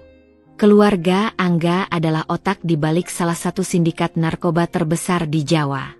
Dia sengaja mendekatimu karena tahu ayahmu punya koneksi di pengadilan, bisa berguna untuk mereka. Informasi ini seperti pukulan di ulu hati. Selama ini aku pikir ancamannya hanya tentang aib keluarga. Tapi ternyata aku hanyalah pion dalam permainan besar mereka. Komisaris tiba-tiba mengeluarkan sebuah bukti baru. Rekaman video dari pelacak yang dipasang Randy di mobil Angga. Layar kecil itu menunjukkan Angga sedang berbicara dengan seseorang seminggu sebelum pernikahan. Setelah nikah, aku akan punya akses ke jaringan ayahnya. Mereka punya hakim-hakim di sakunya. Bisnis kita akan semakin lancar. Aku menutup mulut untuk menahan mual. Jadi inilah alasan sebenarnya dia memaksaku menikah. Bukan karena cinta, bukan karena dendam, tapi untuk jaringan kriminalnya. Ada satu hal lagi. Komisaris Wahyu menatapku sungguh-sungguh. Kami menemukan daftar nama di laptop Angga. Nama Anda ada di bagian eliminasi. Dia menunjukkan dokumen berjudul Penanganan Masalah. Namaku tercantum di bawah catatan. Jika mencurigakan, segera netralkan. Sudah punya bahan untuk framing sebagai pengedar. Ruang interogasi terasa berputar. Angga tidak hanya akan memaksaku menikahinya. Jika aku menolak atau mencurigainya, dia sudah siap menjebakku sebagai pengedar narkoba. Tapi sekarang dia yang terjerat. Randy memegang bahuku kuat. Dengan semua bukti ini, dia tidak akan bisa keluar dalam waktu lama. Proses interogasi berlanjut selama 2 jam berikutnya. Aku menceritakan setiap detail, setiap ancaman, setiap ketakutan yang kurasakan selama ini. Ketika akhirnya selesai, Komisaris Wahyu memberikan formulir perlindungan saksi. Dengan tingkat sindikat ini, kami sarankan Anda masuk program perlindungan. Mereka punya jaringan luas. Randy mengangguk setuju. Saya sudah siapkan safe house di daerah Bogor. Sekarang juga keluarganya sedang diamankan. Ketika kami keluar dari ruangan, seorang polisi muda berlari mendekati komisaris. Pak, Angga Pratama meminta bertemu istrinya. Bilang ada sesuatu yang penting. Randy langsung melindungi. Tidak mungkin. Itu pasti jebakan. Tapi sesuatu dalam hatiku ingin bertemu. Ingin melihat langsung kehancuran pria yang nyaris merenggut seluruh hidupku. Aku mau bertemu dengannya, kataku dengan suara yang lebih tegas dari yang kuduga. Tapi dengan pengamanan ketat. Ruangan tempat mereka menahan Angga dipisahkan oleh kaca tebal dengan intercom. Ketika aku masuk, sosoknya yang dulu selalu tampan kini terlihat hancur. Mata merah, baju tahanan kusut, dan yang paling mencolok, aura percaya dirinya yang dulu memenuhi ruangan kini hilang tanpa bekas. Dia menyeringai melihatku. Akhirnya kamu datang juga, istriku. Suaranya sarkastik melalui intercom. Aku bukan istrimu, Angga. Pernikahan kita tidak sempat disahkan. Dia tertawa. Suara yang dulu kupikir merdu, sekarang seperti derit pintu tua. Kamu pikir menang? Keluargaku akan memastikan kamu menderita. Mereka sudah. Sudah apa? Potongku. Sekarang giliranku tersenyum. Diamankan polisi juga? Ayah dan ibumu sedang diinterogasi di ruang sebelah. Kakak laki-lakimu kabur ke luar negeri tapi namanya sudah masuk Interpol. Wajah Angga berubah merah. Kamu tidak tahu apa yang sudah kamu mulai. Jaringan kami. Jaringanmu hancur, ucapku pelan. Dan kamu tahu bagian paling ironis? Kamu sendiri yang memberikan semua bukti padaku. Matanya membesar. Apa? Ingat buku catatan di apartemenmu? Yang kamu simpan di balik dokumen bank? Atau rekaman percakapan dengan si Jangkung, yang tidak sengaja kau simpan di cloud yang bisa diakses dari laptopmu? Angga berdiri tiba-tiba, wajahnya berubah bengis. Dasar pelak. Diam. Hardiku, pertama kalinya dalam hidupku membentaknya. Aku datang ke sini hanya untuk mengatakan satu hal. Aku tidak takut padamu lagi. Lihatlah dirimu sekarang. Semua kekuasaan, semua ancamanmu berakhir di balik jeruji besi. Polisi masuk ketika Angga mulai mengamuk, menabrakkan diri ke kaca pembatas. Aku berdiri tenang, menyaksikan pria yang dulu kutakuti ini sekarang hanya bisa menjerit-jerit tak berdaya. Ketika aku berbalik untuk pergi, teriakan terakhirnya menggema di ruangan. Ini belum berakhir, Sekar. Aku akan menemukanmu. Tapi kali ini, ancamannya kosong. Aku melangkah keluar dengan kepala tegak, menyambut pelukan Randy yang sudah menungguku di koridor. Sekarang apa rencanamu? Tanyanya sambil memanduiku keluar dari kantor polisi. Matahari sore menyinari wajahku ketika kami keluar dari gedung. Untuk pertama kalinya sejak lama, aku menarik napas dalam-dalam, napas kebebasan. Hidup, Randy. Aku hanya ingin hidup. Dan untuk pertama kalinya dalam setahun terakhir, aku benar-benar tersenyum. 6 bulan telah berlalu sejak hari penangkapan dramatis itu, dan kini aku berdiri di depan pintu besar Pengadilan Negeri Jakarta Selatan, mengenakan blazer hitam yang terasa seperti baju zirah melindungiku dari pandangan penasaran orang-orang. Udara pagi yang seharusnya segar terasa pengap di paru-paruku. Setiap tarikan napas seperti membawa serta kenangan akan teror yang kualami. Randy memegang lenganku erat saat kami melangkah melewati kerumunan wartawan yang berjejal di depan gedung pengadilan. Abaikan mereka, bisiknya di telingaku sambil melindungiku dengan tubuhnya yang tegap. Fokus saja ke depan. Flash kamera menyorot wajahku dari segala arah. Pertanyaan-pertanyaan yang memaksa menerpa seperti tembakan. Ibu Sekar, apa komentar Anda tentang vonis hari ini? Apakah Anda akan meminta ganti rugi? Bagaimana perasaan Anda bertemu mantan suami di persidangan? Aku menunduk, mempercepat langkah. Nama, Sekar, kini sudah menjadi buah bibir media sejak kasus Angga terbongkar. Ada yang memujiku sebagai pahlawan, ada pula yang menuduhku sebagai pengkhianat. Tapi yang paling menyakitkan adalah pandangan penuh belas kasihan.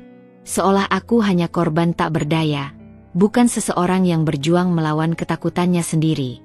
Ruangan sidang penuh sesak ketika kami masuk. Di bangku paling depan, keluarga Angga duduk dengan wajah masam.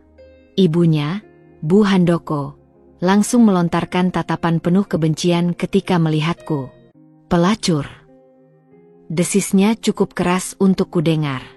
Randy menegangkan pegangan di lenganku, mencegahku untuk bereaksi. Dia tidak layak dapat perhatianmu, gumamnya sambil menuntunku ke bangku saksi. Ketika hakim masuk, semua orang berdiri. Proses persidangan selama 2 bulan ini akhirnya mencapai puncaknya hari ini, pembacaan vonis. Terdakwa Angga Pratama, silakan berdiri. Suara hakim bergema di ruangan yang sunyi. Dari kursi terdakwa, Angga berdiri dengan baju tahanan oranye yang kontras dengan kulitnya yang kini pucat. Rambut pirangnya yang dulu selalu rapi sekarang kusut dan kusam. Tapi yang paling mencolok adalah matanya. Dulu penuh percaya diri, sekarang kosong seperti pecahan kaca. Hakim mulai membacakan pertimbangan putusan dengan suara monoton. Tapi setiap kata terasa seperti palu godam. Terbukti secara sah dan meyakinkan bersalah melakukan tindak pidana. Turut serta dalam jaringan sindikat narkotika internasional. Tidak ada alasan untuk meringankan hukuman. Aku mencuri pandang ke arah Angga. Tubuhnya yang dulu tegap sekarang terlihat menyusut. Tangan yang biasa menggenggamku dengan kasar sekarang gemetar di sisi tubuhnya. Menjatuhkan hukuman penjara selama 15 tahun. Suara riuh memenuhi ruangan. Keluarga Angga berteriak protes. Ibunya menjerit histeris sebelum pingsan. Tapi yang paling mengerikan adalah suara tawa Angga. Tawa garing, tidak waras, yang tiba-tiba memecah keributan. 15 tahun. Teriaknya sambil menunjuk ke arahku. Dia yang seharusnya dihukum. Dialah pengkhianatnya. 2 petugas segera membekuknya ketika dia mencoba melompat ke arahku. Wajahnya yang merah padam berubah menjadi hebat ketika berjuang melepaskan diri. Aku akan menemukanmu, Sekar. Di penjara atau tidak, aku akan. Suaranya teredam ketika petugas menyeretnya keluar. Tapi tatapan terakhirnya sebelum menghilang di pintu belakang masih membekas di retina mataku. Sebuah janji pembalasan yang membuat darahku membeku. Ketika sidang dinyatakan usai, seorang jaksa mendekatiku. Ibu Sekar, kami perlu membicarakan program perlindungan saksi. Dengan jaringan yang masih tersisa. Tidak perlu, potongku sebelum Randy sempat protes. Aku tidak akan bersembunyi seumur hidupku. Randy menarikku ke sudut ruangan. Sekar, ini bukan soal keberanian. Keluarganya masih punya koneksi. Aku tahu. Bisikku, memegang tangannya. Tapi aku punya rencana. Di luar pengadilan, di tengah keriuhan wartawan yang masih menunggu, aku mengambil mikrofon yang disodorkan seorang reporter. Saya punya pernyataan. Suaraku lebih tegas dari yang kuduga. Semua kamera langsung terfokus padaku. Saya korban dari Angga Pratama. Bukan hanya kekerasan psikologis tapi juga upaya pembunuhan. Tapi hari ini, saya memilih untuk tidak lagi menjadi korban. Aku menarik napas dalam-dalam. Mulai besok, saya akan memimpin kampanye anti kekerasan dalam pacaran dan membantu korban-korban seperti saya. Tidak ada lagi yang harus menderita dalam diam. Randy di sampingku terlihat terkejut tapi bangga. Wartawan-wartawan mulai berteriak pertanyaan. Tapi aku sudah selesai. Dalam mobil yang membawa kami pulang, Randy memandangku lama. Kapan kamu merencanakan ini?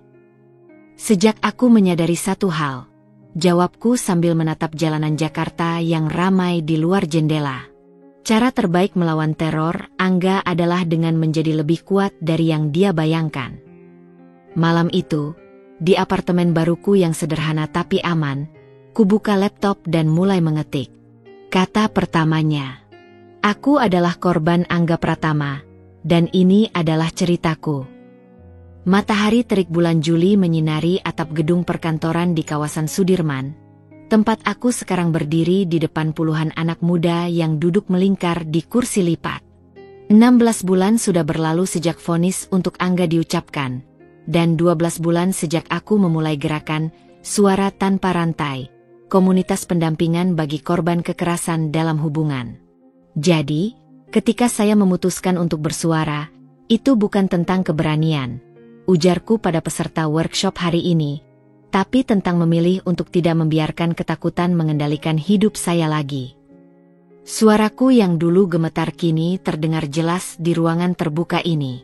Tangan yang dulu selalu dingin sekarang dengan mantap memegang mikrofon. Tapi di balik semua pertumbuhan ini, bayang-bayang masa lalu tak pernah benar-benar pergi. Seorang peserta muda mengangkat tangan. Kak Sekar, apa tidak takut mantan suaminya balas dendam setelah bebas nanti? Senyumku pudar sejenak. Pertanyaan yang sama selalu muncul di setiap sesi, dan jawabanku pun sudah terlatih. Takut itu wajar, tapi kita tidak boleh membiarkannya menghentikan kita untuk. Tiba-tiba, dering telepon dari Randy memotong jawabanku. Aku biasanya mematikan ponsel selama sesi, tapi hari ini ada alasan khusus aku membiarkannya menyala. Randy sedang menghadiri sidang banding Angga di pengadilan tinggi. Permisi sebentar. Bisikku pada asistenku sebelum menyambar telepon dan menjauh ke sudut. Suara Randy di seberang terdengar tegang.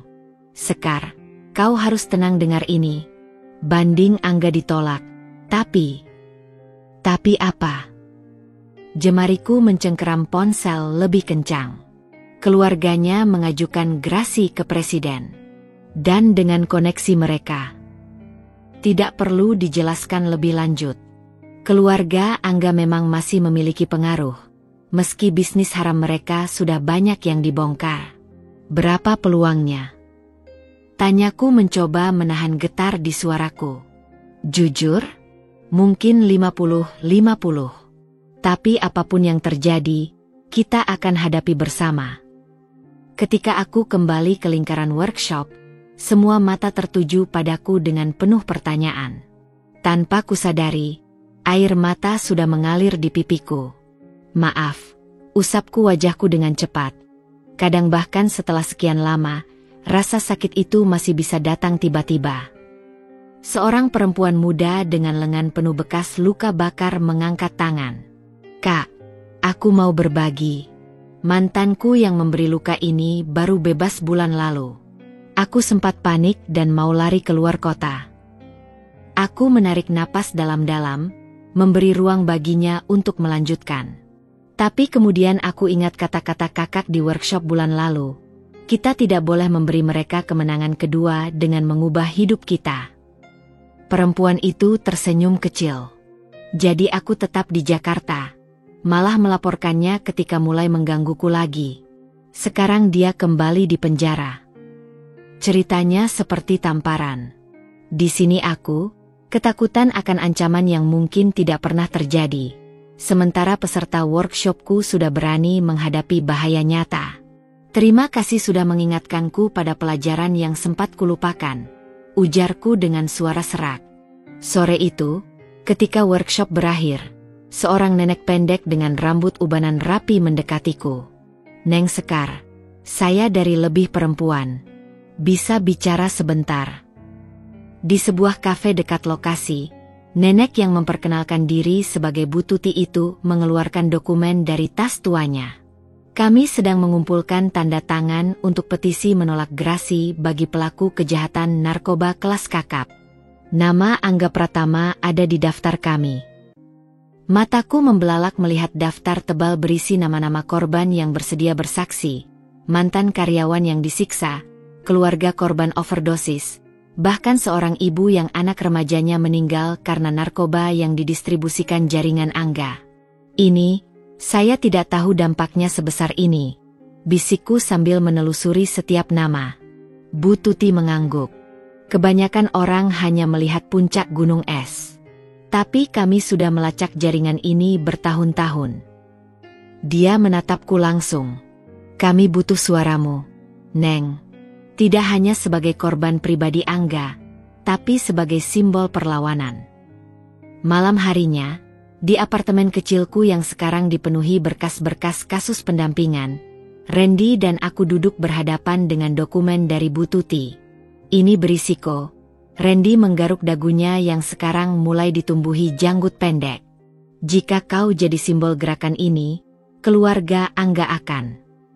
"Aku tahu," potongku sambil menatap foto-foto korban di dokumen tersebut. Seorang gadis belia yang matanya kosong setelah diperkosa oleh pengedar yang berhubungan dengan Angga. Seorang ayah yang memeluk foto anak perempuannya yang meninggal karena OD. Tapi lihat mereka, Ren. Aku hanya mengalami sebagian kecil dari penderitaan ini. Jika suaraku bisa membantu. Randy menarik napas panjang, lalu tiba-tiba meraih tanganku. "Kalau begitu kita lakukan dengan benar. Aku masih punya kontak di media massa. Kita bisa mulai kampanye besar-besaran." Dia mengeluarkan laptop dan mulai membuat draft strategi. Aku memandangnya dengan perasaan hangat di dada. Selama setahun terakhir, Randy selalu ada, sebagai teman, sebagai partner kerja, dan belakangan sebagai sesuatu yang lebih. Tapi sebelum perasaanku mengembara lebih jauh, ponselku bergetar. Pesan dari nomor tidak dikenal. "Dia tidak akan selamanya di penjara. Dan kau tidak akan selamanya terlindungi." Randy segera menyadari perubahan raut wajahku. Tanpa banyak tanya, dia mengambil ponselku dan menghela napas. "Kita laporkan ini ke polisi besok." Tapi Sekar, dia menatapku dalam-dalam. "Ini hanya semakin membuktikan bahwa yang kita lakukan benar." Mereka takut. Esok paginya, kami mengadakan konferensi pers kecil-kecilan. Di depan beberapa wartawan yang datang, dengan suara yang kali ini benar-benar tidak gemetar, aku membacakan pernyataanku. "Hari ini saya bergabung dengan Lebih Perempuan untuk mengajak seluruh masyarakat menolak gerasi bagi pelaku kejahatan narkoba. Saya adalah korban Angga Pratama. Tapi di luar sana ada ratusan korban lain yang tidak memiliki suara. Ketika seorang reporter bertanya apa motivasiku, aku tidak langsung menjawab. Mataku berpindah ke Randy yang berdiri di samping, lalu ke Bu Tuti yang tersenyum bangga, dan akhirnya ke foto-foto korban di mejaku. Selama ini saya berpikir kebebasan saya tertunda karena ancaman Angga. Tapi saya salah. Kebebasan sejati adalah ketika kita bisa membantu orang lain menemukan kebebasan mereka juga. Konferensi pers itu menjadi headline di beberapa portal berita. Tapi yang lebih penting, petisi kami mulai mendapat dukungan luas. Dalam 3 hari, sudah lebih dari 10.000 tanda tangan terkumpul. Malam itu, ketika aku bersiap tidur, ponselku berdering lagi. Tapi kali ini pesannya berbeda.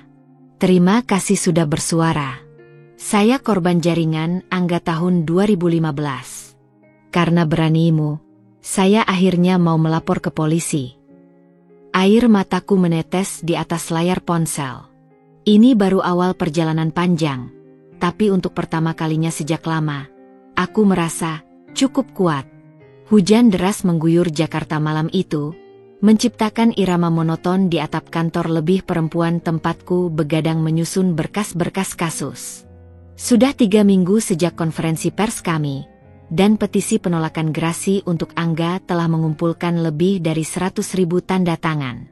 Tapi di balik kesuksesan ini, bayang-bayang ancaman semakin nyata. 5 pesan ancaman telah kuterima minggu ini, mulai dari yang samar hingga gamblang mengancam nyawa. Yang terakhir membuat darahku membeku. Keluarga Handoko tidak pernah melupakan pengkhianatan. Bersiaplah. Kamu harus istirahat. Suara Randy memecah konsentrasiku. Dia berdiri di pintu kantor dengan 2 cangkir kopi dan wajah lelah yang mencerminkan keadaanku. Sudah jam 11 malam. Aku harus menyelesaikan analisis kasus ini untuk Bu Tuti. Jawabku sambil mengusap mata yang perih. Banding kasus penganiayaan korban kita akan digugat besok. Randy mendekat, meletakkan kopi hangat di depanku. Aroma kopi hitam pekatnya bercampur dengan wangi hujan yang menyusup melalui jendela tua yang bocor. Aku khawatir dengan ancaman-ancaman itu. Sekar. Hari ini ada orang mencurigakan mengikuti tim kita saat liputan. Tanganku berhenti mengetik. Apa deskripsinya? Laki-laki tinggi, topi baseball, jaket hitam. Yang membuatku curiga, dia memakai cincin keluarga Handoko. Dadaku sesak. Cincin keluarga Handoko, sebuah liontin berlian berbentuk huruf H, yang dulu sering dipakai Angga dengan bangga. Mereka sedang mengawasi kita, bisikku, tiba-tiba menyadari betapa rentannya posisi kami sekarang. Randy duduk di sampingku. Wajahnya serius di bawah lampu neon yang berkedip-kedip. Aku sudah bicara dengan kontak di kepolisian. Mereka akan menambah pengawasan. Tapi, dia menghela napas. Kita perlu lebih waspada. Terutama kamu. Ponselku bergetar tiba-tiba, membuat kami berdua kaget. Pesan dari Rian. Kak, ada orang nanyain kamu di kampus tadi. Bilangnya dari Lubih mau ngasih beasiswa. Tapi pas kutanya detail, dia buru-buru pergi. Aku curiga. Randy membaca pesan itu dan wajahnya langsung berubah. Ini sudah keterlaluan. Mereka menyasar adikmu sekarang. Dengan tangan gemetar, kuhubungi Rian. Dengarkan baik-baik. Mulai besok, jangan pergi sendirian. Selalu temani teman. Dan laporkan orang aneh apapun ke aku atau Randy. Setelah memastikan Rian akan berhati-hati, aku menutup telepon dan menatap hujan di luar jendela. Rasanya seperti deja vu. Ancaman keluarga Handoko kembali mengintai, persis seperti dulu. Tapi kali ini, mereka tidak hanya mengincarku, tapi juga orang-orang yang kucintai. Kita perlu strategi baru, ucap Randy sambil mengeluarkan laptopnya. Aku punya ide, tapi berisiko. Layar laptopnya menampilkan profil seorang wanita parubaya dengan wajah tegas. Nyonya Handoko sendiri, Ibunda Angga. Menurut investigasiku selama ini, dialah otak sebenarnya di balik bisnis keluarga. Angga hanya pion. Dan sekarang, dia mengklik sebuah dokumen. Dia sedang dalam pengawasan ketat polisi karena dugaan pencucian uang. Aku mempelajari dokumen itu. Laporan transaksi mencurigakan dari perusahaan Shell di Singapura. Jadi apa rencanamu? Kita serang balik, jawab Randy dengan suara rendah. Jika kita bisa membuktikan Nyonya Handoko masih menjalankan bisnis haram dari balik penjara, dia akan bergabung dengan anaknya. Dan ancaman terhadap kita akan berkurang. Rencana itu berisiko, tapi logis. Masalahnya, kami butuh bukti konkret.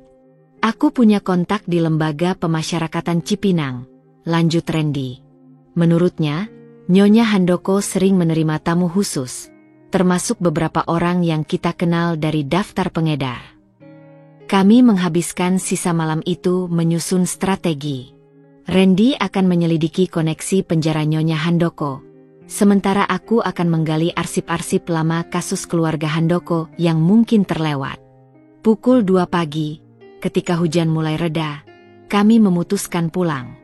Tapi saat kami keluar dari gedung lebih, sesuatu yang aneh terjadi. Sebuah mobil hitam dengan kaca film gelap melintas perlahan di depan kami. Randy segera menarikku kembali ke dalam gedung. Diam di sini, bisiknya sebelum menyusup keluar untuk mencatat nomor plat mobil itu. Detik-detik menunggu terasa seperti jam. Ketika Randy akhirnya kembali, wajahnya pucat. Nomor platnya palsu. Tapi yang lebih mengkhawatirkan, dia menunjukkan foto yang baru diambilnya. Kau lihat simbol kecil di pintu mobil. Aku menyipitkan mata. Sebuah grafiti kecil berbentuk huruf H dengan mahkota di atasnya. Simbol yang sama yang pernah kulihat di dokumen rahasia Angga dulu. Ini peringatan. Gumamku. Mereka ingin kita tahu bahwa mereka mengawasi setiap gerak-gerik kita. Randy mengangguk pelan. Atau, mereka sedang memancing kita melakukan kesalahan. Malam itu, aku tidak bisa tidur. Setiap suara tetes hujan di atap, setiap derit lantai, seolah adalah langkah kaki para penguntit. Pukul 4 pagi, aku menerima telepon dari nomor tak dikenal.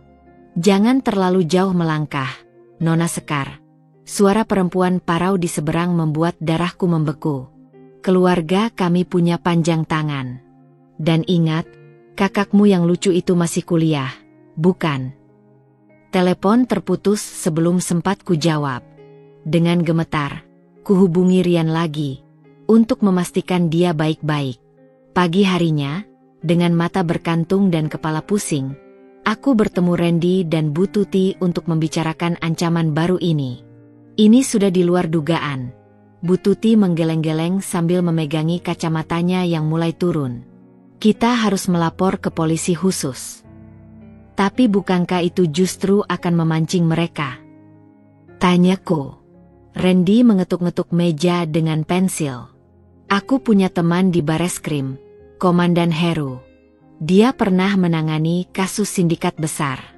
Mungkin bisa membantu. Pertemuan dengan Komandan Heru di kantor Bareskrim siang itu membuka mata kami. Di ruang rapat kecil yang dipenuhi papan buletin berisi foto-foto tersangka, pria berbadan tegap itu menjelaskan jaringan keluarga Handoko dengan detail mengerikan. Mereka punya sel di 4 lembaga pemasyarakatan berbeda, ujarnya sambil menunjuk diagram di layar. Dan yang paling berbahaya, koneksi mereka sampai ke oknum penegak hukum. Dia menunjukkan foto-foto beberapa narapidana yang sering dikunjungi Nyonya Handoko. Orang-orang ini adalah tangan kanannya. Dan sekarang, dia menggeser ke foto terbaru. Kelihatannya mereka menyasar Anda, Ibu Sekar. Foto itu menunjukkan seorang lelaki bertato dengan topi baseball, sama seperti yang dilihat Randy. Itu Doni, si jangkung, bisikku, mengenali wajah dari foto Rian dulu. Dia kan sudah ditangkap. Bebas bersyarat bulan lalu, jawab Komandan Heru Masam. Dan sejak itu, dia mulai mengunjungi Nyonya Handoko secara rutin. Pulang dari pertemuan itu, aku dan Randy diam dalam mobil. Ancaman yang kami hadapi jauh lebih besar dari perkiraan. Keluarga Handoko bukan sekadar mengancam, tapi sudah bergerak aktif. Kita punya dua pilihan, ucap Randy tiba-tiba. Mundur dan bersembunyi, atau maju dan hadapi mereka dengan segala risikonya. Aku menatap jalanan Jakarta yang ramai di luar jendela. Di kejauhan, sebuah baliho besar bertuliskan, "Suara tanpa rantai, bicara tanpa takut," dengan fotoku terpampang di sana. Aku sudah memilih jalanku, Ren, jawabku pelan. Dan aku tidak akan membiarkan mereka mengubahnya. Tapi di sudut hati terdalam, ketakutan tetap mengintai. Apakah keberanianku ini akan membahayakan orang-orang yang kucintai? Dan apakah aku siap menanggung konsekuensinya? 2 tahun telah berlalu sejak pertemuan kami dengan Komandan Heru dan melawan semua rencana Bu Handoko dan si Jakung. Kini aku berdiri di depan cermin di kamar hotel berbintang di Singapura, merapikan dasi kupu-kupu biru muda yang kontras dengan blazer hitamku. Suara Randy yang sedang berbicara di telepon dari ruangan sebelah membuatku tersenyum. Nada suaranya yang bersemangat ketika membahas investigasi terbaru selalu bisa menghangatkan hari-hariku. "Sekar, kau siap?"